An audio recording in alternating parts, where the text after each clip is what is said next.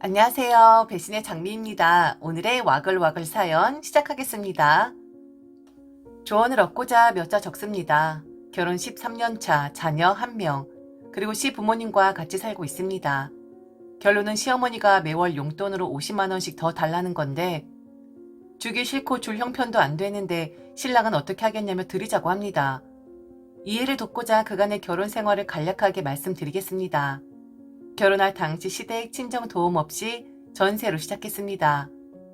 2년 정도 신혼의 단꿈을 맛보다가 월급만 받아서는 도저히 돈을 모을 수 없을 것 같아 전세 자금 빼고 그동안 모아두었던 쌈짓돈 탈탈 털어서 조그맣게 사업을 시작하였지요. 전세 자금이 없으니 어쩔 수 없이 시댁과 합가를 하게 되었습니다. 사업을 시작하고 얼마 지나지 않아 임신을 하게 되었고 아이를 1명 낳았고 아이 낳고 100일이 채 지나기도 전에 사업장에서 신랑과 같이 일했습니다. 아이는 시어머님께서 양육해 주셨고요. 이 부분은 매우 감사하게 생각하고 있습니다. 그래도 운이 좋아서 그동안은 돈은 좀 벌었어요.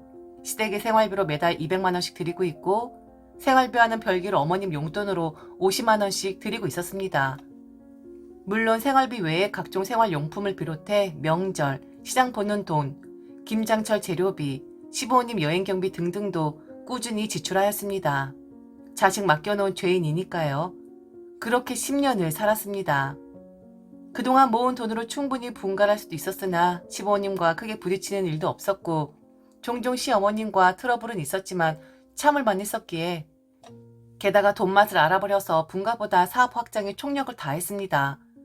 그런데 어느 날부터인가 어떠한 계기로 인해 시어머님과의 트러블이 참을 수 있는 정도를 넘어서 보고만 있어도 심장이 벌렁거리고 울컥울컥 화가 치밀어 오르는 단계에 다다랐습니다.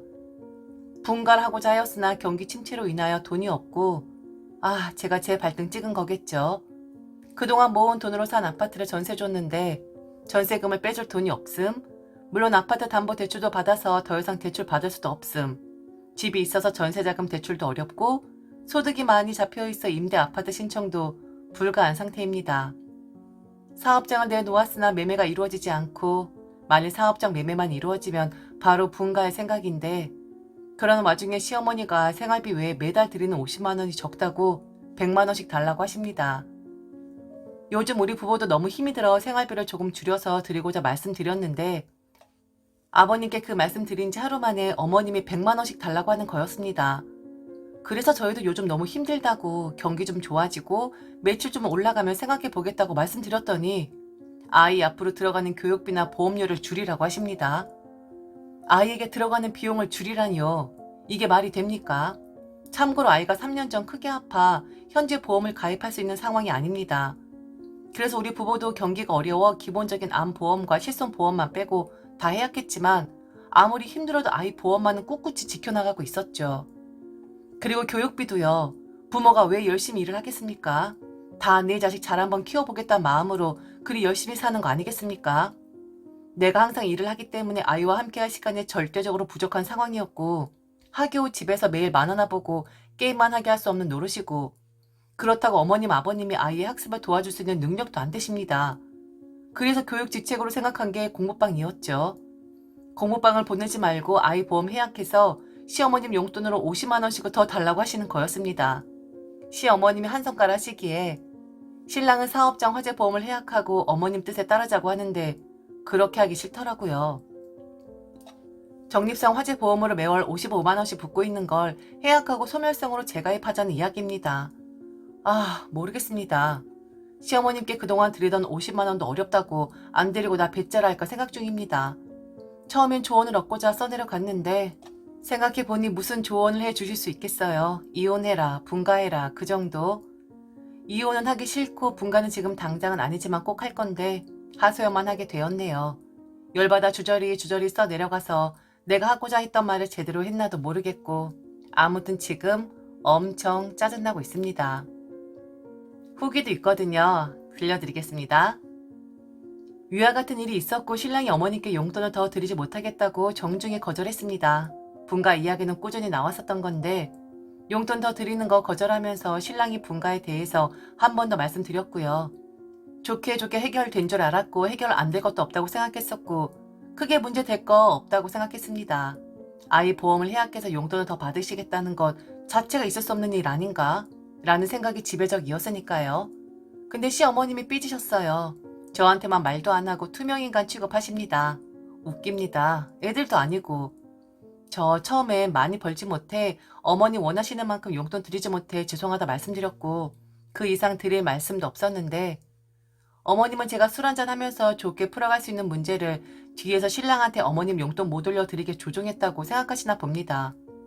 그래서 제가 아침에 출근하면서 드리는 인사도 안 받으시고 저녁에 퇴근하면서 하는 인사도 안 받으시고 아침 상도 시아버님과 두 분이서만 챙겨 드시고 상을 싹 치웁니다. 저야 별 대수롭지 않게 다시 상 차려서 아이랑 신랑이랑 아침밥 먹습니다. 어머님이 절 투명인간 취급하시니 저도 기본적인 인사 외에는 다른 그 무엇도 노력하지 않습니다.